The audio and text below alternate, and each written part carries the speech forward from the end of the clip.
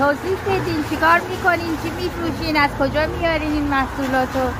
من گفتم اسم همه یه تعطیه و کارمان در آب بوده میشه 5 سال. الان دیگه اومدیم بیرون اینجا برای خودمون مشغول محصولات محلی. بله. محصولات محلی باقلی و خیار و کدو و خربوزه و گوجه. بله. از این محصولات محلی، تخم‌مرغ محلی و آب قوره و آب نارنج و ترشی انار و رب انار. بله. اینم که نمک سبز نعنا. بله. به زمان محلی میگن دراب. درست. اینم که حلوا زیابریه. بله. حلوا زیابری شکر سیاه. شکر سیاهی، این شکر سیاهی. اینم که برنج بشاپ. برنج بشاپ.